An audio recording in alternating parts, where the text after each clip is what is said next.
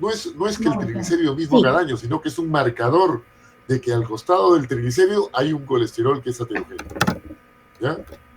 Porque el que hace daño verdaderamente es el colesterol. Por eso la terapia de un paciente con enfermedad coronaria o aterogénesis se centra básicamente en manejar el colesterol, no el triglicérido, ¿ya? No el triglicérido. Hay que manejar el triglicérido, sí, porque tenemos que reducir las partículas que son aterogénicas, ¿no? Para que tengamos más partículas que no sean aterogénicas. Pero el que hace daño directamente es el colesterol, ¿ya? ¿Y por qué? Si bien estas dos lipoproteínas contienen colesterol y triglicérido en poca cantidad, ¿por qué una es aterogénica y otra antiterogénica? ¿Por qué? Porque el colesterol está empacado en una lipoproteína, dijimos. Y es igual que con lo que tenemos en una ciudad. ¿Cuál es el colesterol bueno? ¿Cuál es la basura buena? La basura buena es la que se encuentra en las calles regadas o dentro de bolsas frente a las casas, o la basura buena es la que está dentro del recolector de basura, dentro del carro recolector de basura o dentro del empaque. Obviamente la basura buena es la que está dentro del empaque adecuado, ¿no? Que no está tirado por la calle. Es igual acá. El colesterol bueno es aquel que está empacado en una lipoproteína de alta densidad, porque esta lipoproteína de alta densidad es la que realiza la limpieza, el transporte reverso hacia el hígado, ¿ya? En cambio, el colesterol que está regado en bolsas, en gran cantidad en la calle, o la basura que está regada ahí, es una lipoproteína, es la que causa daño, la que causa enfermedades, la que causa desorden, ¿ya? En cambio, la que regresa hacia el recolector de basura, hacia la que realiza el transporte reverso, es un colesterol bueno. ¿Quién produce este empaque, esta lipoproteína? El hígado. El hígado produce este tipo de colesterol. Y el hígado también recoge el colesterol de la periferia y lo metaboliza, ¿ya? Ya hemos hablado, no solamente hay una lipoproteína de baja densidad, hay uno LDL1, 2A, 2B, 3A, 3B, 4A, 4B, y debe haber cientos todavía además que han sido descubiertas. Esto es una diapositiva antigua. Y el kilomicrón es una lipoproteína que no tiene colesterol, tiene únicamente triglicéridos. ¿Y por qué tiene únicamente triglicéridos? Porque el kilomicrón recibe el triglicérido que es ingerido en la dieta, ¿no? Si uno tiene una ingesta alta en triglicéridos, el enterocito lo absorbe, lo empaca en un kilomicrón y lo envía a la circulación sanguínea. Entonces, el kilomicrón, después de una comida alta en grasas, uno va a tener hipertrigliceridemia por exceso de kilomicrones. Es por eso que cuando uno dosa los triglicéridos, espera 12 horas de ayuno, porque si no va a encontrar un montón de kilomicrones en sangre. Además, si dejamos reposar un tubo de ensayo con sangre, vamos a ver que la parte superior de la sangre está compuesta por una sustancia amarilla rica en kilomicrones, ¿ya? Cuando lo centrifugamos. Sí, doctor. Colesterol bueno y malo. Dijimos que en la superficie de cada lipoproteína hay unas apolipoproteínas, que son como receptores, que van a indicar la función de cada lipoproteína, ¿ya? Es decir, cada tipo de lipoproteína tiene un receptor diferente, porque queremos que se dirija a un sitio distinto, ¿ya? Es decir, que estas lipoproteínas van a tener como una llave para una cerradura, y solamente van a poder entrar a los lugares donde esta llave encaje, ¿ya? Por eso que cada lipoproteína debe dirigirse a un determinado lugar y solo va a poder encajar de acuerdo a la apolipoproteína que tenga, ¿no? Cada una de las apolipoproteínas está dentro de cada una de las lipoproteínas correspondientes, ¿ya? No es motivo de esta clase, solamente lo digo de manera general para que se entienda, ¿ya? Y claro, tenemos la apolipoproteína que va a estar en la superficie de la lipoproteína, y esa apolipoproteína debe encajar en una cerradura para que entre. Ese encaje va a llevarlo a determinados tejidos. Por ejemplo, los kilomicrones y las lipoproteínas de muy baja densidad que tienen alto contenido en triglicéridos deben ir a los tejidos capilares del tejido muscular y adiposo. ¿Para qué? Para que se ponga en contacto con la lipasa lipoproteica, ¿Qué hace esta lipasa? Esta lipasa degrada la lipoproteína y hace que los triglicéridos se conviertan en ácidos grasos libres y glicerol. ¿Ya? Entonces, cuando la lipoproteína alta en triglicéridos viaja por la circulación y se encuentra en los capilares del tejido muscular o el tejido adiposo, ¿qué hace? Degrada el triglicérido y ese triglicérido y los ácidos grasos libres de esos triglicéridos van a ser almacenados en el tejido adiposo como grasa, por eso engordamos, o en el tejido muscular para utilizarlo como fuente de energía. ¿Ya? Gracias a esta lipoproteína lipasa y gracias a este receptor que se une que está en la superficie de los kilomicrones. Y así también sucede con la lecitina colesterol aciltransferasa, que transfiere colesterol en el plasma, la lipasa hepática en el hígado, la proteína de transferencia de este colesterol que transfiere lipoproteínas o colesterol de una lipoproteína a otra, del LDL, lo transforma al VLDL, hacen intercambio, yo te doy triglicéridos, tú me das colesterol, y así se intercambian entre lipoproteínas. ¿Ya? Y así, en el intestino, en el hígado. Bueno, acá tenemos un gráfico, acá tenemos el intestino, tenemos el hígado y tenemos el hepatocito. ¿Ya? El hepatocito.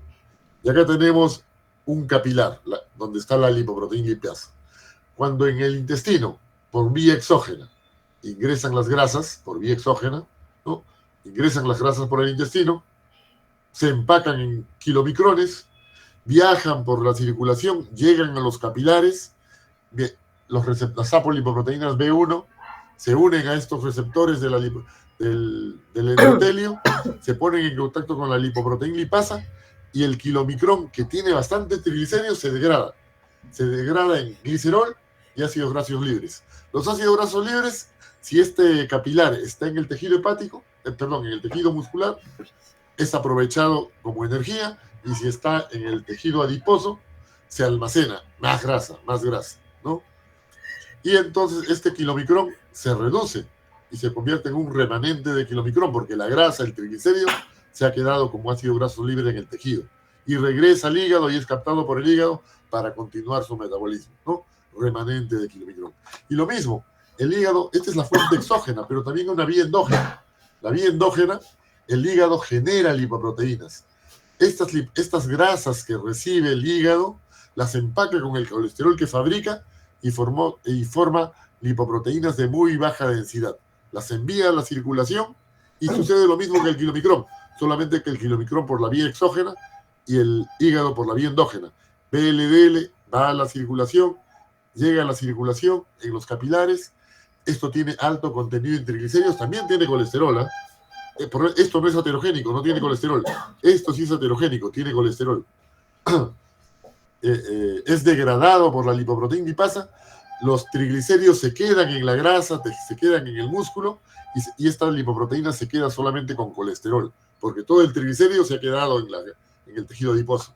Y se convierte en lipoproteína de densidad intermedia. Y esta lipoproteína de densidad intermedia ya es más heterogénica porque tiene más colesterol. Esta lipoproteína de densidad intermedia se convierte en LDL, lipoproteína de baja densidad, que es captada por receptores de LDL. LDL es captada por el hepatocito o incluso por otras células del cuerpo, ¿no? Por el hepatocito es captada. Entonces, esta es la vía endógena y esta es la vía exógena. Pero también hay un transporte reverso, dijimos, ¿no? Un transporte reverso. Ya. Las arterias tienen un poco de colesterol. Y ese colesterol que está acá representado en rojo, que si no lo recogemos como si fuera basura, si no recogemos ese colesterol de los tejidos periféricos, ese colesterol se acumula en el tejido periférico. Entonces tiene que haber un sistema recolector que haga el transporte reverso. Ya le enviaron colesterol a los tejidos, ahora hay que hacer un transporte reverso, como el recolector de basura, que son las partículas de HDL naciente, que son una capa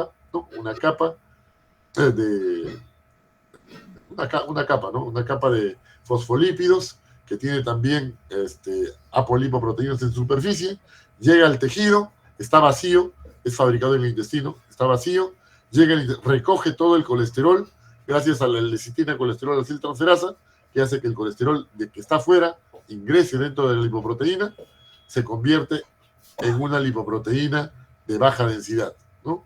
HDL, de alta densidad, perdón, HDL. Esta lipoproteína realiza el transporte reverso, está limpiando el colesterol de los tejidos.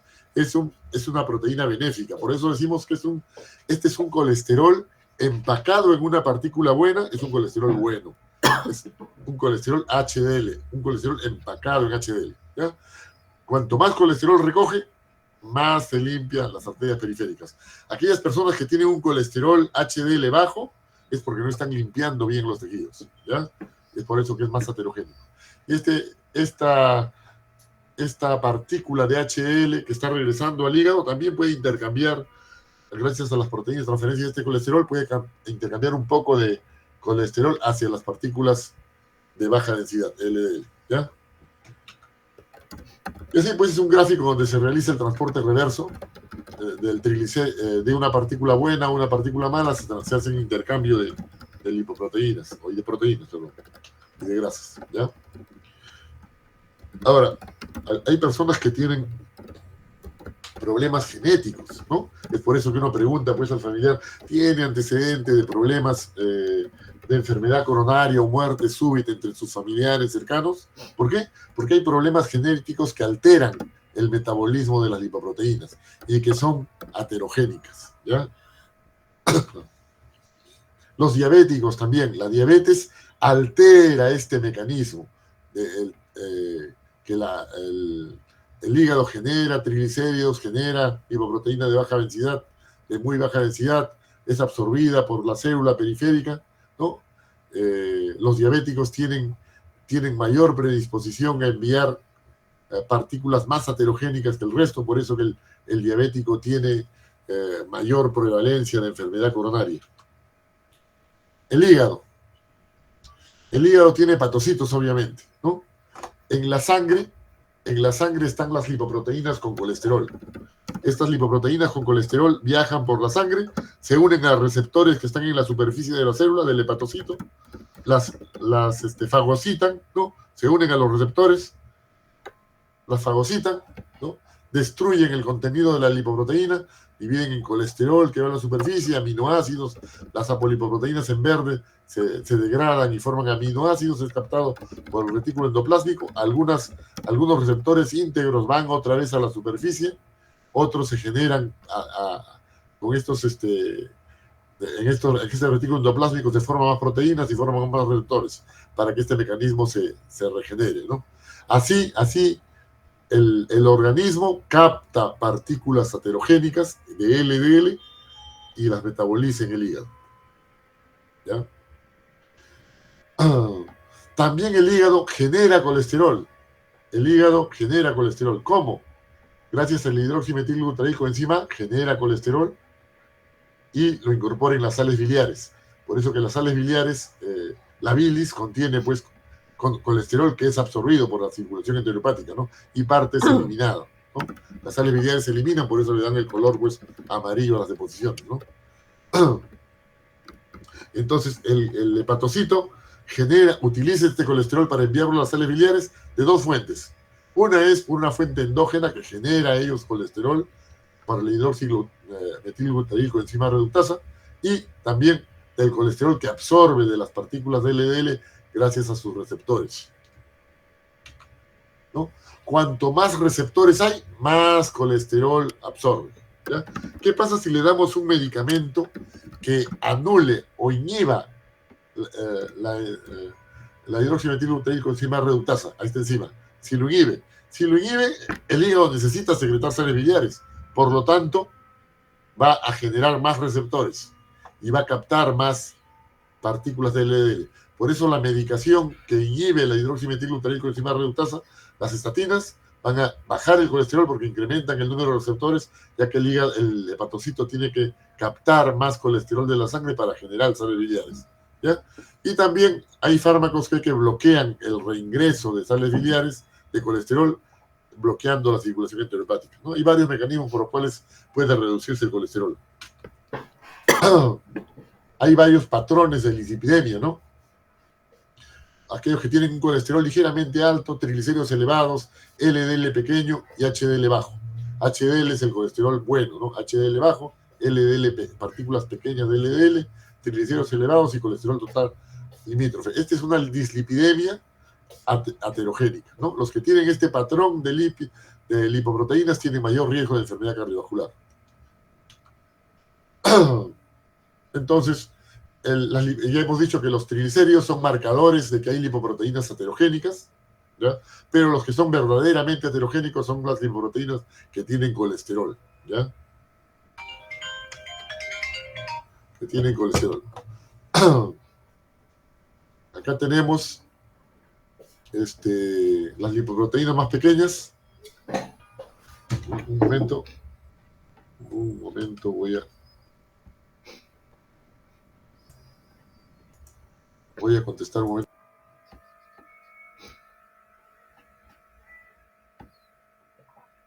¿Pantalla? ¿Aló? Sí, doctor, se puede ver. Ya, muy bien. Ya, entonces, cuanto más pequeña es la lipoproteína, más aterogénica es, ¿ya? Más aterogénica es. Ahora sí, vamos a la fisiopatología de la enfermedad coronaria. El vaso representa un vaso sanguíneo. Esto representa un vaso sanguíneo. Esto representa un vaso sanguíneo. Está compuesto por un endotelio, la capa endotelial, la capa muscular, ¿no? Y la adventicia. La capa endotelial protege el vaso. Es un aparato endocrino también, ¿no? Protege el vaso. Evita que la sangre que circula en los vasos coagule, ¿no? Coagule. Y evita también que el colesterol que viaja en la circulación ingrese al subendotelio. Entonces, mientras el endotelio esté sano, no va a suceder nada malo. Pero ¿qué pasa cuando el endotelio se daña? ¿Y cuándo se daña? Por ejemplo, por el tabaco. El tabaco daña el endotelio, la hipertensión daña el endotelio, el exceso de lipoproteínas en la sangre, lipoproteínas aterogénicas también daña el endotelio. Hay varios factores, incluso hay otras enfermedades sistémicas que dañan el endotelio. Cuando se daña eso, se va a producir una injuria endotelial. Y esa injuria endotelial va a hacer que se dañe el endotelio y permite el paso de colesterol, de tal manera que este vaso sanguíneo se va a llenar la capa subendotelial, debajo del endotelio, antes de la capa muscular, se va a llenar de lípidos, de colesterol. Y este depósito de lípidos va a disminuir la luz del vaso, disminuyendo el flujo sanguíneo. ¿Ya? Acá tenemos, por ejemplo, un vaso sanguíneo que se divide en dos ramas, ¿no? En esta zona de acá, el endotelio se ha dañado, puede ser por hipertensión, por unas fuerzas de cizallamiento que tiene la sangre cuando hay hipertensión, puede dañarse el endotelio y ha permitido que acá se depositen placas de colesterol. Acá también vemos placas de colesterol y placas de colesterol, ¿ya? ¿Qué es lo que ocasiona esta aterosclerosis? El estrés oxidativo aumentado, la inflamación, la respuesta inmune, el depósito de lípidos y la predisposición genética. Son los factores que generan aterosclerosis, ¿ya? Veamos acá, en este cuadradito, este es un vaso sanguíneo, acá están los glóbulos rojos, los glóbulos blancos, en celeste están las plaquetas. Vamos a ver este cuadradito, vamos a hacer una representación de este cuadradito, ¿ya? Y ahí vamos a ver, acá tenemos el vaso sanguíneo, el endotelio, el espacio subendotelial, la capa media, y acá está la luz del vaso, ¿ya? En la luz del vaso viajan las partículas de LDL, viajan las células sanguíneas como el monocito, el linfocito. Cualquier injuria, pongamos el tabaco, daña el endotelio. En blanco estaría un endotelio sano y en rojo un endotelio injuriado. Esta injuria va a hacer que tanto los monocitos, linfocitos como las partículas de LDL sean proclives a invadir el subendotelio. Invaden el subendotelio, estas partículas de LDL penetran al subendotelio, los monocitos también desencadenan un proceso inflamatorio, los linfocitos también ingresan, envían sustancias quimiotácticas y transforman el monocito que está en la sangre. Cuando entra al tejido se convierte en un macrófago. El monocito en el tejido es macrófago, por influencia del linfocito. Estos macrófagos, al encontrarse con partículas de lipoproteínas, las van a fagocitar. Las fagocitan y se convierten en células espumosas. Estas células espumosas, llenas de colesterol, van a en algún momento romper la célula. Tanto colesterol hay dentro de la célula que va a romper la célula. Pero también los macrófagos van a enviar factores de crecimiento que van a hacer que las células musculares de la capa media migren. Van a haber factores quimiocáticos que van a migrar y van a salirse de su lugar. Ya no van a estar en la media, sino que van a migrar al subendotelio. Entonces, cuando se ven estudios histológicos, se ven que se encuentran células musculares en el subendotelio cuando deberían estar en la capa media. ¿Por qué? Por estos factores quimiotáticos. Migran y envuelven las células espumosas, la envuelven. Estas células espumosas la envuelven. ¿Para qué? Para protegerlo. Es como un escudo protector. Es como si el organismo enviara a los músculos lisos como escudo protector. Y obviamente el músculo liso del vascular no es el más apropiado para proteger, ¿sí? Y se convierten en tejido fibroso, ¿no? En una cápsula fibrosa. Migran, ya dejan de ser miocitos, se convierten en fibroblastos. ¿Ya? Van a envolver las células espumosas rotas, se convierten en placas de colesterol y cada vez van rompiéndose más placas, más células, más placas, se forma una placa y ya abomba la luz vascular y va a causar obstrucción progresiva. ¿Ya? Ahora, esta placa, estas células que se han transformado y protegen, tratan de aislar el colesterol, pueden a veces fisurarse y romper el endotelio, fisura. ¿Ven? Fisura. Todo este evento es un proceso crónico que se produce lentamente. El depósito de colesterol se va produciendo lentamente. Es una enfermedad coronaria crónica. Pero cuando se rompe el endotelio por una fisura, se convierte en un evento coronario agudo. Evento coronario agudo. ¿Ya? ¿Qué sucede cuando acá tenemos la representación gráfica de esta es la aorta, esta es la coronaria derecha, esta es la coronaria izquierda con sus ramas, descendente anterior, circunfleja, coronaria derecha, ramo ventricular derecho, descendente posterior, ¿no?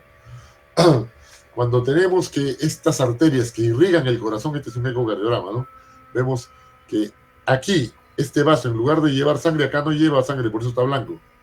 Porque acá hay una placa de colesterol que se ha obstruido, ¿no? Una placa de colesterol. Esta zona del corazón irrigada por este vaso no va a recibir lo suficiente aporte de energías e incluso va a hacer que se mueran, se necrosen. Y cuando la necrosis es isquémica se denomina infarto, ¿no? Cuando la necrosis no es isquémica no se llama infarto. El infarto es la muerte de una célula por falta de irrigación. Necrosis isquémica se llama, ¿no? Infarto igual a necrosis isquémica. ¿Ya? Un cuchillazo también puede matar una célula, pero eso no es infarto. Eso es necrosis, daño, muerte celular. ¿Ya? Acá tenemos, por ejemplo, lo que vimos anteriormente, ¿no? Vean cómo, miren, este vaso, vieron ustedes las arterias anteriormente. Miren, acá hay una disminución de la luz del vaso, ¿ven? Aquí en este punto, el primer gráfico, ven la disminución de la luz del vaso. Vean acá. Vean solo donde estoy apuntando. Aquí. Vean cómo el vaso que debería tener este tamaño acá se reduce. ¿Por qué? Porque hay un depósito de colesterol en el subendotelio que está bombando hacia la luz. Está bombando hacia la luz. Pero hay flujo todavía. Hay un pequeño flujo. Acá también hay otra placa de colesterol. Acá también. Vean acá. Hay una placa de colesterol. ¿Ya? ¿Qué pasa cuando... Vean, este es un vaso visto por ecografía, una ecografía intravascular. Dentro del vaso se ve. Acá ven cómo hay un vaso.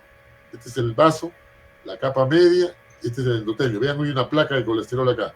Vean cómo se reduce la luz del vaso. Hay una placa de colesterol e incluso vamos a ver una fisura, un lugar donde se fisura la placa. Vamos a ver por acá. A ver, ahorita, esta es una placa de colesterol y por acá debe haber una fisura. No, todavía no. Vean, esta es una placa calcificada. Ahorita vamos a ver la placa de colesterol. Vaso, acá está el vaso. Miren el colesterol acá. Miren, y acá por acá se va. Acá se fisuró. Se rompió y se formó un coágulo, ¿ven? Se rompió. ¿Ya? También hemos dicho, ya hemos visto, cuando hablamos sobre los tipos de dolor, la semiología, vimos que un dolor es isquémico, es producido por una disminución de la irrigación sanguínea, cuando el dolor tiene determinadas características, un dolor puntiagudo, fugaz, movedizo, pleurítico, posicional, es un dolor que no es cardíaco. Un dolor isquémico es un dolor, perdón, no isquémico. Un dolor isquémico es un dolor central, opresivo, como pesadez, como ladrillo en el pecho, ¿no? Empuñadura, que se desencadena con el esfuerzo o el estrés emocional, ¿ya? Y es detrás del external. Cuando nos describe el paciente algo similar, o indagamos, preguntamos, repreguntamos, y llegamos a interpretar que se debe a esto, decimos que tiene alta probabilidad de isquemia, ¿no? En cambio, si eso como una hincada, como que le oprime, le hinca, primero está en la derecha, luego a la izquierda, luego arriba, abajo, ¿no? O se desencadena con la respiración, o cuando se mueve a la derecha, cuando se pone de costado, decimos que ese tipo de dolor es probable que no sea isquémico. Probable, ¿no? Es probabilidad. Podría ser, pero es poco probable, ¿ya? También hemos visto que si bien la enfermedad coronaria es altamente grave y mortal, y que cuando un paciente viene con dolor de pecho tenemos que descartar que no sea un evento coronario, es lo fundamental. La mayor parte de gente viene por dolores que no son coronarios, ¿no?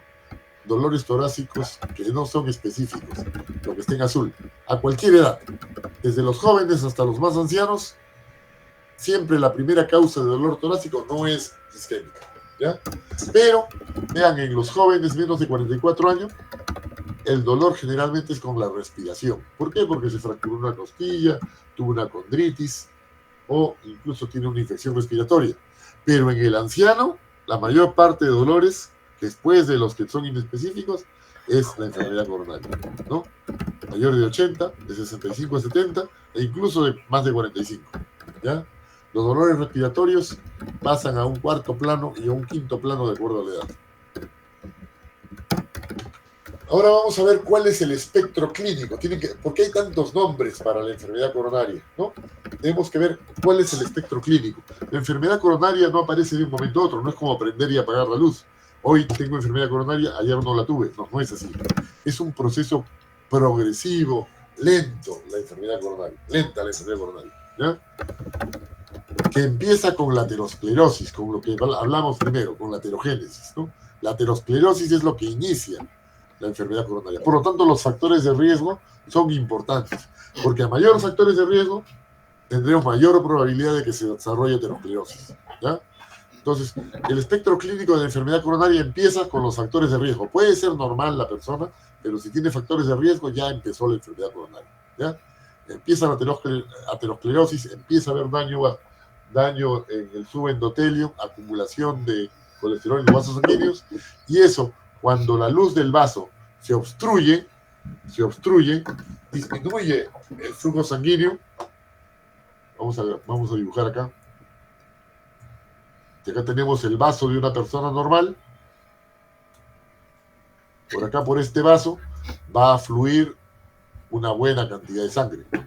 Pero ¿qué pasa si tenemos el mismo vaso en una persona que tiene aterosclerosis? En una persona con aterosclerosis, obviamente, la luz del vaso va a estar reducida, ¿no? Porque el resto es placa de colesterol, ¿ya? Entonces, ¿qué pasa? Pero el endotelio no se ha roto todavía. El endotelio no se ha roto. El endotelio está íntegro, ¿ya? El endotelio está íntegro. Por acá, por el centro, fluye sangre. Entonces, ¿qué pasa? Solo que no fluye suficiente sangre. Entonces ocurre la angina estable. ¿Qué significa esto? Que es una angina que se reproduce habitualmente con la misma intensidad del ejercicio. Por ejemplo, un paciente que dice, cuando camino 10 cuadras recién me duele el pecho, tengo que detenerme un momento, se irradia al cuello, al brazo izquierdo, a veces a la espalda o a veces al brazo derecho, ¿no? Pero siempre ocurre cuando camino 10 cuadras. Si camino 9 cuadras no siento nada, a las 10 cuadras sí. O a los 30 metros o a los o cuando corro 100 metros, por decirlo, ¿no? Eso se llama angina estable, ¿ya? Es predecible, no es un evento agudo, se produce crónicamente, ya el paciente está adaptado a eso, ¿ya? Es la angina estable. Porque hay una disminución del flujo sanguíneo, pero todavía fluye sangre. Solamente ocurre angina cuando exige, o el corazón exige o demanda mayor energía, mayor flujo sanguíneo. Es decir, durante el esfuerzo, o incluso durante las emociones. ¿Cuándo se produce un evento coronario agudo? Cuando el endotelio se rompe o se fisura. Y ya pues el evento, la disminución del flujo sanguíneo no ocurre solamente en el esfuerzo, sino ocurre ya incluso en reposo. Cuando se rompió el endotelio, ahí hablamos de angina inestable. Pero solamente es angina, es decir, que hay disminución del flujo sanguíneo y duele por eso, ¿no? Pero duele brevemente, menos de 10 minutos, menos de 15 minutos o menos de 20 minutos. Episodio breve, ¿no? Es una angina inestable. Ninguna célula muere porque esté en angina inestable. Pero ¿qué pasa cuando la disminución del flujo sanguíneo se prolonga más tiempo? Se prolonga más de 20 minutos. Ocurre el infarto.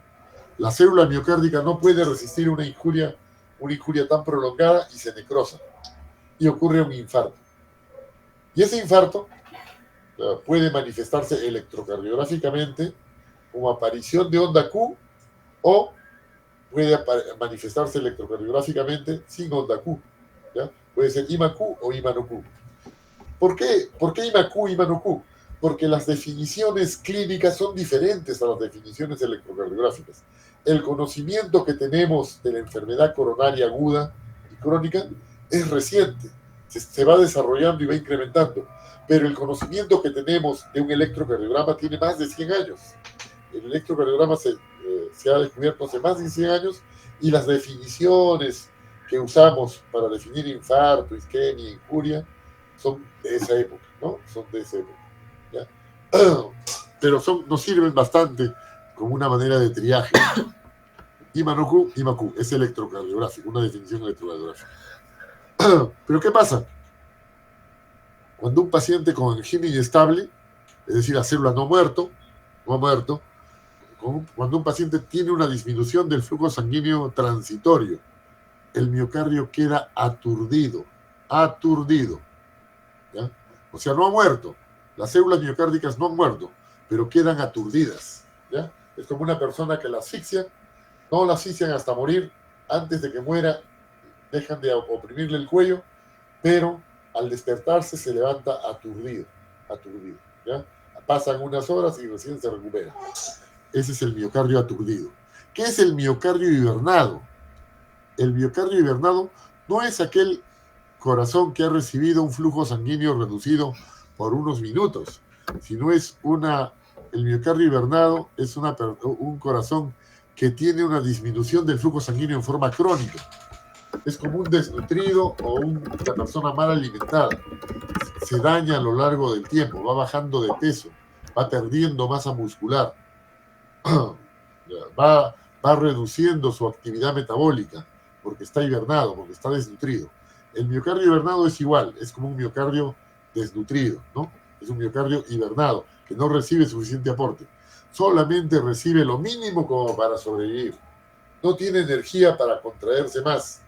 Entonces las células musculares no se contraen. Se despolarizan, pero no se contraen. Y cuando el miocardio pues ya ha sufrido suficiente isquemia como para necrosarse, se necrosa. A todo este rango amplio, este espectro amplio de enfermedades o patologías, se denomina cardiopatía isquémica. Es decir, la repercusión que ha ocurrido en el corazón se denomina cardiopatía isquémica, ¿ya? Cardiopatía isquémica. Entonces, este es el espectro clínico de la enfermedad coronaria. Ahora para explicarlo mejor, vamos a hacer un gráfico para que comprendan. Vamos a dibujar acá una célula, un cardiomiocito con su vaso sanguíneo al costado. Vaso sanguíneo al costado, su cardiomiocito con el núcleo y sus dos mitocondrias. Si recibe suficiente flujo sanguíneo por este vaso sanguíneo, este cardiomiocito va a estar gordo, fuerte, contráctil, va a ejercer una buena contractilidad y va a generar buenas presiones en el ventrículo. Es un miocito bien irrigado, la actividad contráctil es buena. Pero si tenemos un cardiomyocito que tiene placas ateroscleróticas que reducen el flujo sanguíneo, este cardiomyocito sí está vivo, este cardiomyocito está vivo, tiene todas sus estructuras, su membrana celular está intacta, pero su contractilidad puede estar bien, pero también puede reducirse. Si este flujo sanguíneo se reduce mucho, este cardiomyocito puede tener disminución de la actividad contráctil o puede doler simplemente, ¿no? ¿Qué pasa si tenemos un miocito aturdido, que tuvo una placa, obstruimos al miocito, está íntegro, no se ha muerto, la membrana celular está bien, pero por un momento deja de contraerse? No se contrae. ¿Por qué? Porque está aturdido. Entonces, es un miocardio que no se contrae adecuadamente. Y un miocardio hibernado es un miocito ya delgado, que ha botado algunas mitocondrias. Acá tenía 2 mitocondrias, acá tiene solamente una mitocondria. ¿Por qué las ha botado las mitocondrias? Porque no le sirve. Si está con disminución del flujo sanguíneo crónico, este miocito hibernado no necesita más mitocondrias, no se va a contraer, no tiene suficiente energía para contraerse. Y si quiere mantenerse vivo y no necrosarse y no morirse, necesita ir botando o eliminando organelas. Porque cuando ya no tenga más, para sobrevivir, ya no tenga más organelas, nada, va a producirse un miocito, un infartado, ¿no? Necrótico. Hemos visto esto, el dolor torácico, la angina de pecho, el dolor retroesternal desencadenado por el esfuerzo o el estrés y aliviado por el reposo o los nitratos, ¿no? Que son vasodilatadores, dependientes del óxido nítrico. Es la angina de pecho típica, la que tiene 3 criterios. La angina de pecho atípica es la que tiene 2 características únicamente, ¿no? Puede ser simplemente dolor subesternal, ¿no? Que se alivia con nitroglicerina, pero no es desencadenado por el esfuerzo o el estrés, ¿ya? Dolor torácico inespecífico, aquel que solamente tiene uno o ninguno. Estos dolores inespecíficos, que no se saben a qué se deben, pueden deberse pues a embolia pulmonar, pericarditis, disección aórtica, reflujo esofágico, costocondritis. Estos serían específicos de pericarditis, específicos de pleuritis, específicos de disección de aorta, específicos de reflujo esofágico, específicos de costocondritis, pero inespecífico de angina, ¿ya? Dolor torácico inespecífico. Y hay algunos pacientes que no tienen, pues, dolor torácico, pero hay unos equivalentes anginosos que son la indigestión, me siento indigesto, tengo eructos, disnea, es más frecuente en mujeres, ancianos y diabéticos. Entonces, cuando tenemos un dolor torácico, tenemos la duda, ¿será que el corazón verdaderamente está doliéndole? ¿Será que es una angina de pecho? ¿Es un síndrome coronario agudo? Vemos el electrocardiograma. ¿Tiene elevación o no tiene elevación del ST? ¿Tiene alteraciones del electrocardiograma? Si es así, recibe el tratamiento en la unidad coronaria. Puede ser fibrinolítico, si es un infarto. Puede ser anticoagulación, si es una angina inestable. ¿Ya? Y hay dolores torácicos que son claramente no isquémicos. Un dolor lancinante, como una lanza que le atraviesa el tórax, ¿no? Típico de disección de aorta, o una embolia pulmonar en un paciente que ha estado postrado, con disnea súbita, con ingurgitación yugular, signos de falla derecha, o un neumotórax, o una patología digestiva que tiene reflujo gastroesofágico, o un dolor ulceroso. Estos pacientes que con dolor torácico que claramente no son isquémicos deben ser manejados de acuerdo a la patología. Y hay otros dolores torácicos que son dudosos, que no sabemos a qué se deben. Podrían ser cardíacos, tampoco podemos darle de alta. Esos pacientes se quedan en observación en una unidad de dolor torácico. Veamos cómo... Aquí vemos cómo este gráfico nos sirve para ver cómo la presión en el ventrículo izquierdo es más baja en diástole que en la aorta, ¿ven? Esta es la presión de la aorta, sístole, diástole, sístole, diástole, sístole, diástole, y la presión en el ventrículo izquierdo, sístole, diástole, ¿no? Y en la diástole, que es este lado de acá es la diástole, En la diástole es donde hay más flujo coronario. ¿Qué significa eso? Que el corazón se irriga más en diástole, ¿ya? No en sístole, en diástole. Los otros órganos del cuerpo, el cerebro, el riñón, el hígado, los intestinos, todas las otras células se irrigan más en sístole, pero el corazón se irriga más en diástole, ¿ya? Porque en sístole todos los músculos se contraen y obstruyen la luz de los vasos, ¿ya? Por lo tanto, en diástole es en el momento en que hay más flujo sanguíneo, ¿ya? ¿Qué es una isquemia silente? Muchos pacientes pueden no quejarse de nada, pues. No se quejan de nada, sin embargo tienen isquemia, ¿no? No les duele el pecho, no tienen angina, pero cuando tomamos un electrocardiograma en el esfuerzo, le hacemos una prueba de esfuerzo, tiene isquemia en el esfuerzo. Eso se denomina isquemia silente, ¿ya? Isquemia silente.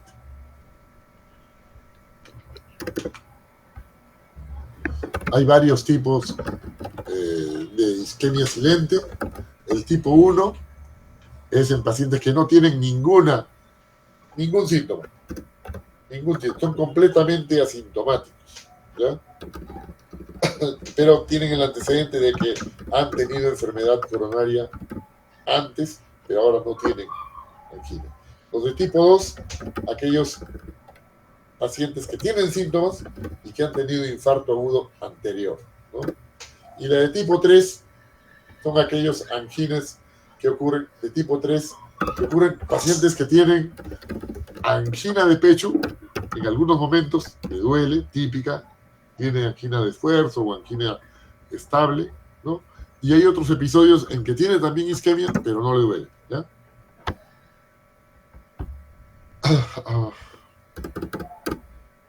Bueno, en estos pacientes que tienen isquemia miocárdica, se les realiza el tratamiento. ¿Qué es el tratamiento? La revascularización, ¿ya? Especialmente si tienen lesiones de algunos vasos importantes, ¿ya? ¿Cuándo se produce la isquemia? Cualquier tipo de isquemia, la silente o no silente, cuando el corazón demanda más oxígeno. ¿Cuándo demanda más oxígeno? Cuando hace esfuerzo. A mayor esfuerzo, mayor requerimiento de oxígeno. En esos momentos se produce isquemia, ¿no? En los diabéticos se produce por lo general isquemia, pero es silente, sin síntomas. O pueden haber equivalentes anginosos como la disnea, ¿no? ¿Cuál es el pronóstico de un paciente que no tiene síntomas? Tiene isquemia, pero no tiene síntomas. Obviamente tiene mayor riesgo, porque la angina a veces nos limita, nos hace que frenemos. El que no tiene isquemia, pues sigue haciendo isquemia sin esfuerzo. Y hay mayor esfuerzo, puede haber una arritmia o la muerte. Hay algunos trastornos que también producen isquemia y que no se deben únicamente a una obstrucción coronaria, sino hay unos tipos de angina que se producen que se llaman angina vasoespástica, prismetal o variante, ¿ya? Angina variante, angina prismetal o vasoespástica, que se produce porque el vaso no es que tenga una placa de colesterol fija, sino que por momentos hay vasoconstricción. Por lo general es en la madrugada, en la noche, no necesariamente asociados al esfuerzo o al estrés emocional, ¿ya? Es la angina vasoespástica. Aquí tenemos, mírenme, este es un vaso sanguíneo que por algún desencadenante se produce vasoconstricción y reduce la luz del vaso. Miren, este es el vaso normalmente, y aquí vean cómo se ha reducido el calibre del vaso. Es el mismo paciente, ¿no? Hay un espasmo.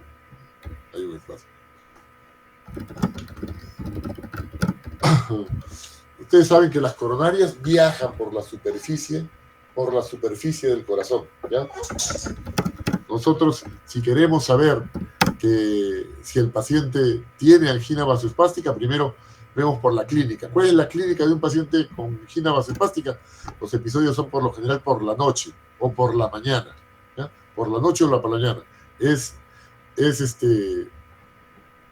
un paciente que tiene angina cuando está en reposo, al levantarse o en la madrugada, ¿no? Y durante el día tienen una tolerancia al esfuerzo normal. Hacen hacen su esfuerzo normal. Más que nada es en reposo, ¿ya? Son pacientes más jóvenes y con menos factores de riesgo, ¿ya? Entonces, los pacientes jóvenes sin factores de riesgo también pueden tener angina vasoespástica. Solo hay que conocer esas características, ¿ya? Bueno, a ver, vamos a ver. ¿Cómo manejamos un síndrome coronario agudo? Ya. La fisiopatología del síndrome coronario agudo es el desacoplamiento entre el aporte y la demanda de oxígeno. ¿Qué significa eso? Que si es que el corazón demanda más esfuerzo, tiene que recibir mayor flujo sanguíneo. Si normalmente cuando estamos en reposo nuestro gasto cardíaco es de 5 litros por minuto, o 4.5 a 5 litros por minuto, cuando hacemos esfuerzo puede llegar a 10, 15 y si somos atletas hasta 20 litros por minuto. Esa es la variación o el aumento del gasto cardíaco cuando hacemos esfuerzo. Cuando hay una discordancia, si necesitamos 10 litros y solamente el corazón puede aportar 4 litros por minuto, decimos que hay un desacoplamiento entre el aporte y la demanda de oxígeno, ¿ya? ¿Esto por qué se produce? Porque una placa aterosclerótica se ha roto, porque hay un vasoespasmo, como en la angina Prince-Metal, ¿no? O porque no se ha roto la placa, pero la luz del vaso se ha ido reduciendo a lo largo de los años, se ha ido reduciendo hasta que el flujo sanguíneo ya es mínimo, incluso en reposo. O cuando tratando de operarlo o tratarlo con catéteres, se produce un daño en el endotelio, ¿ya? Ahora sí entendemos todo este espectro de coronar. Angina inestable, ya sabemos a qué se debe. Se debe cuando hay una placa, un evento de placa, una placa se ha roto o ha ocurrido un vasoespasmo, ¿no? Angina inestable, en reposo.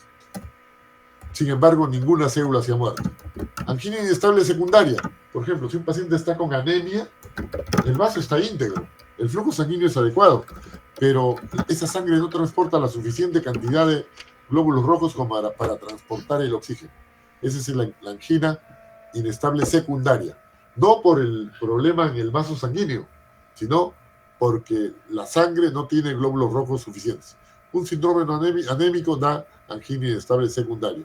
Angina vasoespástica o Prince-Metal. Ya dijimos que es la angina que se produce sin placas de colesterol necesariamente, se produce por un vasoespasmo, fundamentalmente personas jóvenes, sin antecedentes de enfermedad coronaria, y que se produce por lo general en la noche o en la madrugada, ¿verdad? Angina estable es aquel paciente que tiene una angina predecible a una carga de trabajo constante, ¿no? Y se debe a una placa aterosclerótica que obstruye la luz del vaso. Insuficiencia coronaria agudo, cualquier problema que cause agudamente, de un momento a otro, irrigación sanguínea, ¿no? Esto le llama, pues, puede ser una angina vasoespástica, puede ser una angina inestable, ¿ya? Infarto de miocardio Q, aquel infarto que tiene onda Q en el electrocardiograma. Infarto de miocardio no Q, aquel que no tiene onda Q en el electrocardiograma, ¿no? Síndrome coronario con elevación del ST, aquel infarto que tiene injuria subepicárdica en el electrocardiograma. En el electrocardiograma van a haber alteraciones con elevación, sin elevación. Síndrome coronario agudo. Infarto de miocardio transmural, cuando se murió todo el ancho del miocardio, o solamente su endocárdico cuando es una parte. Vamos a graficarlo acá para que lo vean. Vean acá. Si acá tenemos un corazón, este es un corazón. Vamos a dibujarlo acá. Vamos a imaginar que la arteria que viene por acá se obstruye. Esta arteria que está aquí se obstruye. La arteria epicárdica se obstruye acá e impide que el flujo sanguíneo transcurra en esta zona. Toda esta zona del corazón se va a infartar. Toda esta zona del corazón se va a infartar, ¿ya?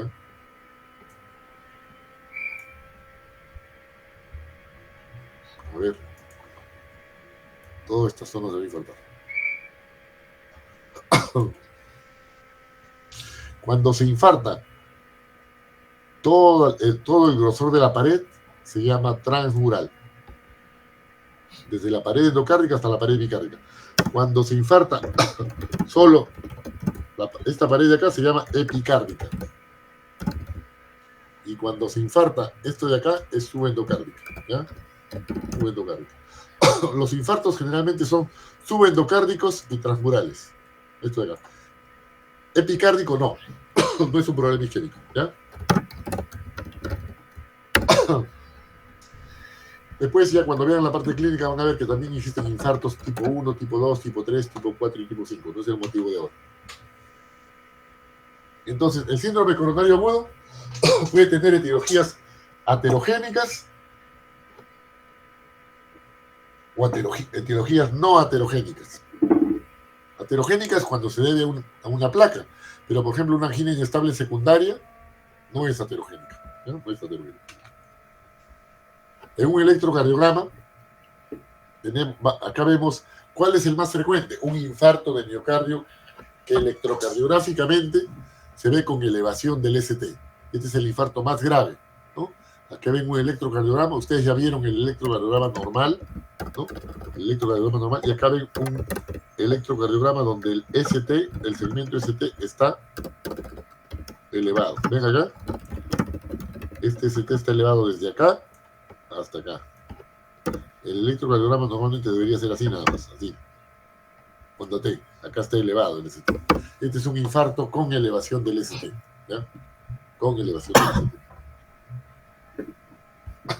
Son los infartos más graves. A lo largo de los años, si bien el electrocardiograma es algo constante, que tiene más de 100 años, y las definiciones son onda Q, infarto, ST, injuria, T, isquemia, este es electrocardiográficamente. Cuando lo vemos clínicamente, vemos que a lo largo de los años se han tenido que definir varias veces qué es un infarto. Porque cada vez hay métodos más precisos para determinar un infarto. Ahora podemos detectar un infarto cuando pocas células se han muerto. ¿Por qué? Porque las células, y acá tenemos un miocito que tiene acá su núcleo, este miocito tiene una injuria, se muere, se daña y se rompe la membrana celular, y las enzimas que están dentro, se liberan a la sangre. Y los podemos dosar en sangre. Esas enzimas que dosamos se llaman troponinas. Cuando encontramos troponinas que deberían estar dentro de la célula, las encontramos en el extracelular o en la sangre, decimos que una célula se ha muerto. Entonces ahora los exámenes de alta sensibilidad pueden detectar infarto de pequeñas células que antes no podían detectarse. Y eso es lo que ha obligado a que se defina cada vez con mayor precisión qué cosa es un infarto. De tal manera que en pocos años tenemos cuarta definición, tercera definición, segunda definición de infarto. Algo muy importante también es saber diferenciar entre el infarto, que es una injuria isquémica, como esta, como la que está en el medio, una injuria isquémica, porque no hay una irrigación adecuada, por lo tanto las células musculares se necrosan. Una injuria mecánica que ocurre cuando hay un accidente o un traumatismo que mata a la célula directamente, o tóxica, ¿no? O tóxica por un fármaco que destruye el vaso, o apoptosis, en el cual las células decidieron simplemente autoeliminarse, ¿ya? Esa es la diferencia, no todas las necrosis, todos son necrosis. Necrosis apoptótica, necrosis isquémica, necrosis mecánica, o necrosis tóxica o química, ¿no? Pero la única que se llama infarto es la injuria isquémica, ¿ya?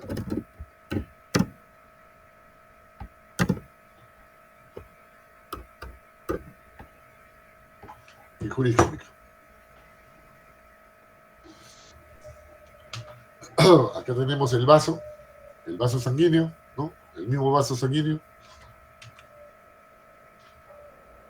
El vaso sanguíneo normalmente no tiene ninguna alteración. Está retrocediendo.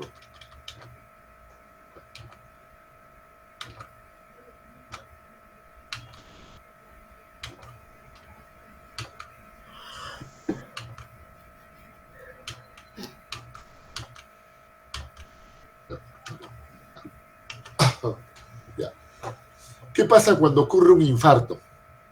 Esta placa, acá hay una placa de colesterol que se puede romper. Se rompe y los factores de coagulación se empiezan a activar, las plaquetas se activan y se forma un coágulo, un trombo.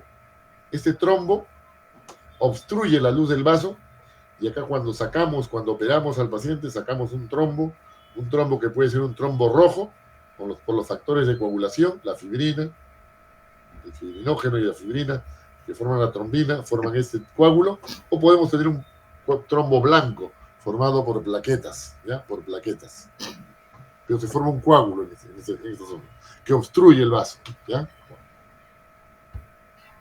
¿Cuál es el mecanismo de la trombosis? Puede ser una simple erosión en el endotelio, de repente no tiene placa, simplemente el cigarrillo causó una erosión en el endotelio, se erosionó, el subendotelio se pone en contacto con la sangre, con los factores de la coagulación, con las plaquetas, y se empieza la cascada de la coagulación y se forman trombos, ¿ya? O puede ser una ruptura de una placa se rompió, se expuso el colesterol que estaba en el subendotelio, se pone en contacto con el factor tisular del subendotelio y se forma un coágulo dentro de la placa, ¿ya? Acá tenemos, por ejemplo, una placa, vean cómo acá hay una placa de colesterol, ven, se ve igual que esto, ¿ya? Y acá hay un coágulo, un trombo, ¿ven? Un trombo, ¿ya? Y obstruye la luz del vaso, ¿ya? ¿Por qué? Porque una placa se fisuró, ¿ya? Acá tenemos un ejemplo, este ejemplo de cómo son los eventos coronarios. Acá tenemos un vaso con una lesión, una fisura. Ya tenemos una fisura. En esta fisura hace que se exponga el contenido de la sangre con el espacio subendotelial o con el colesterol y se forma un coágulo dentro de la placa. Acá no obstruye totalmente el vaso, pero puede obstruirlo totalmente el brazo. Incluso un coágulo puede desprenderse. Este coágulo puede desprenderse, o si no, se genera un coágulo grandazo y tapa todo el vaso. Cuando ocurre esto, ocurre un infarto, incluso con onda Q, es un infarto grande. Este puede ser un infarto no Q, un infarto pequeño, un infarto subendocárdico, ¿ya? Muy pequeño. Aquí tenemos un ejemplo de un paciente con infarto. Vieron cómo estaban los vasos anteriormente y vean cómo acá en este caso se detiene, ¿no? Vean cómo se detiene. El tratamiento incluye desobstruir este vaso, ¿no? Y dejarlo así, ¿ya? Dejarlo así. Acá está obstruido porque tenía placas de colesterol donde se formaron coágulos, ¿ya? Coágulos. Ya tenemos otros, ¿no? Una lesión acá, otra lesión acá, y acá van a ver a la placa con el coágulo, el trombo. Acá es el coágulo, el trombo, ¿ven? Eso obstruye la luz del vaso y al obstruirlo se ocasiona el infarto, ¿ya? Entonces, ¿cómo detectamos que se ha producido un infarto? Claro, tenemos que ver un corte histológico. La única forma de ver si es que ha habido un infarto es anatomía patológica, muerte celular. E indirectamente, si encontramos en la sangre marcadores de daño miocárdico, de lesión celular, como las troponinas de alta sensibilidad. Las troponinas se encuentran únicamente en la célula muscular, que puede ser cardíaca o esquelética, pero las cardíacas, la troponina I o la troponina T, solamente que están en el corazón. Son muy específicas. Entonces, en cambio, la creatininfosfoquinasa es una enzima que se puede encontrar en otras células, incluso cerebrales de la lengua. Uno se muerde la lengua y se eleva la creatinfosfoquinasa, pero las troponinas no, solamente provienen del corazón. Eso no nos indica que haya un infarto, nos dice que una célula ha muerto, ¿no? Nos indica hay una célula muerta que ha liberado sus troponinas a la sangre, pero no nos indica por qué murió. ¿Fue una necrosis isquémica, fue una apoptosis o fue una necrosis traumática? No nos dice, o tóxica, ¿no? Solo nos dice que ha muerto una célula, ¿ya? ¿Cómo sabemos eso? Que es isquémico. Con electrocardiografía o con técnicas de imágenes, resonancia magnética, perfusión miocárdica, otras imágenes nos indican, combinando todos los criterios para saber si el paciente ha tenido o no un infarto, ¿ya? Las enzimas tienen un patrón de elevación que no es motivo de esta clase. Los síntomas, los criterios para el diagnóstico de infarto agudo de miocardio son síntomas de isquemia, desarrollo electrocardiográfico de onda Q, elevación o depresión del ST e intervención coronaria, ¿no? Algunos de esos criterios nos indican que ha habido un infarto agudo de miocardio, ¿ya?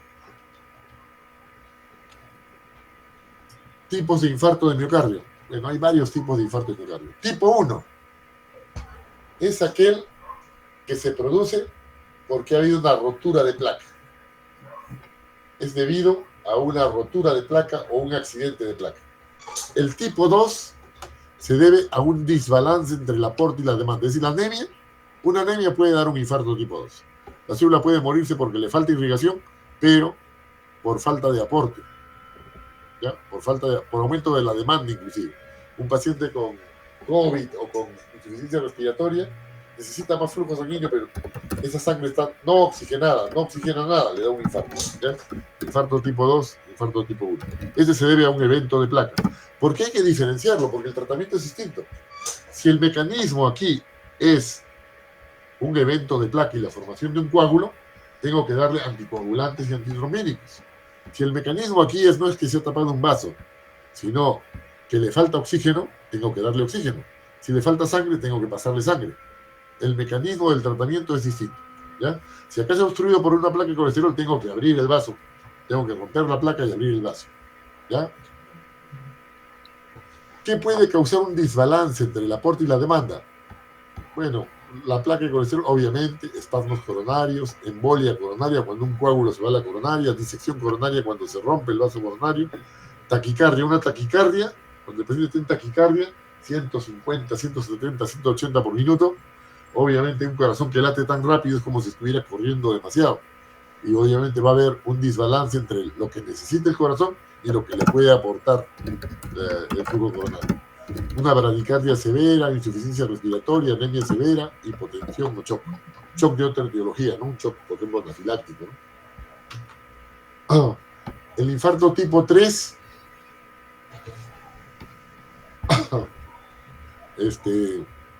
es un infarto que, bueno, es un paciente que tuvo una muerte súbita, murió en su casa, ¿no? Pero que había algunos criterios que nos indican que ha tenido una etiología isquémica, ¿no? No podemos verificarlo, no sabemos, porque falleció en su casa, le dio una muerte súbita, pero si le hacen una necropsia, después podemos reclasificarlo como infarto tipo 1, ¿no? Que se trata de un infarto, de un paciente que tenía factores de riesgo y lamentablemente no le pudieron tomar unas enzimas ni un electrocardiograma, ¿ya? Infarto tipo 4 es aquel que se produce pues cuando le han hecho un procedimiento, estaban un cateterismo, una angioplastía, un vaso, es el infarto tipo 4. ¿Cómo se presenta la angina inestable? En reposo, reciente inicio, progresiva. ¿Cómo es eso? Un paciente que tiene angina de pecho típica en reposo y que se prolonga 20 minutos o más, se llama angina inestable, ¿ya? Que va y viene, un dolor, va y viene, pero que no ha elevado enzimas, que cuando uno detecta daños miocárdicos enzimáticos no encuentra, o sea, la célula no ha muerto, pero tiene dolor, ¿no? Es angina en reposo, se llama angina inestable. Angina de reciente inicio es un paciente que estaba tranquilo, no hacía nada, y de un momento a otro empieza con dolor de pecho, cuando camina 10 metros, 20 metros, o una cuadra, ¿no? Esa angina de reciente inicio también es una angina inestable, ¿ya? Angina progresiva es angina que va incrementándose. No es una angina estable, sino progresiva. ¿Por qué? Mire, la semana pasada era cuando caminaba 10 cuadras. Ayer era cuando caminaba 5 cuadras. Y hoy, cuando camino solamente una cuadra. Es una angina que poco a poco va a progresar, ¿ya? Por eso es importante realizar un diagnóstico temprano. ¿Por qué? Porque cuando se obstruye la circulación coronaria tenemos pocos minutos antes de que las células empiecen a morir. Después de los 20 minutos ya empiezan a lesionarse las células y tenemos que abrir el vaso o desobstruir el vaso lo más pronto posible. De preferencia dentro de las primeras 2 horas, pero puede aceptarse hasta 6 horas o incluso en algunos casos hasta 12 horas de dolor de pecho, ¿ya? Es por eso que el dolor de pecho debe ser diagnosticado temprano, no debe perderse tiempo. Antes de los 10 minutos ya debemos haberle tomado un electrocardiograma para definir a qué se debe el dolor torácico y definir este esquema, ¿no? Si se trata, tenemos que ver si se trata de este gráfico rojo, ¿no? Este gráfico rojo es fundamental, necesitamos saber si se trata de esto. porque el tratamiento es distinto. Entonces, cuando hay un infarto de miocardio, es decir, cuando se obstruye la luz de un vaso, tenemos que darle el tratamiento. ¿Cuál es el tratamiento? Eso se hace de acuerdo a la fisiopatología. ¿Por qué se produjo? Porque se produjo rotura de una placa y la formación del coágulo, un trombo blanco y un trombo rojo, ¿no? Por lo tanto, para el trombo rojo le damos antitrombínicos y para el trombo blanco antiagregantes plaquetarios. Se combinan los dos, ¿no? Aspirina como antiagregante plaquetario, heparina como antitrombínico, ¿no? Pero no solamente debemos darle eso, porque eso sería pues para que no se sigan formando más coágulos, no se siga extendiendo el coágulo. El coágulo que ya se formó tenemos que abrirlo, tenemos que desobstruirlo, y para eso se realizan terapias de reperfusión, con fibrinolisis mecánica o farmacológica, es decir, trombolíticos o angioplastia. Y otra terapia en junta, que por ejemplo hay que bajar los niveles de colesterol, las estatinas, bajar la presión, eso se llama terapia adjunta. Acá tenemos una arteria obstruida, ¿no? Un infarto agudo. Lo que primero que se hace, se pasa con una guía, con un alambre, se pasa la lesión, se desobstruye, se infla un balón para desobstruirlo y luego el vaso ya está desobstruido, ¿ya? Eso se llama angioplastía. Desobstruir el vaso con un alambre, colocar un balón y un stent. Desobstruido, ¿ya? Arteria abierta. Eso hay que hacerlo lo más pronto posible. De preferencia antes de las 2 horas. Es por eso que la norma es, cuando un paciente viene con dolor torácico, antes de los 10 minutos tiene que tener un electrocardiograma. ¿Ya? Porque cuando ocurre un infarto, sucede esto. Ustedes ven al paciente así. Esto hasta el portero, al verlo así, dice, este es un infarto. Factores de riesgo, la edad, varón, con dolor opresivo, ¿no? Se agarra todo el pecho. Inmediatamente, antes de los 10 minutos, tomamos un electrocardiograma para ver si hay esto. Supradesnivel del ST. Supradesnivel del ST, ¿no? Es la finalidad. Y ahí vemos si hay elevación o sin elevación del ST. En este caso, hay elevación del ST. ¿Ya?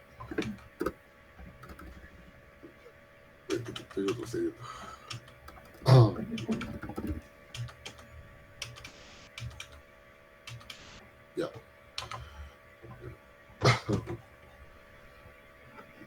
Bueno, vamos a continuar ya por la tarde, a mediodía.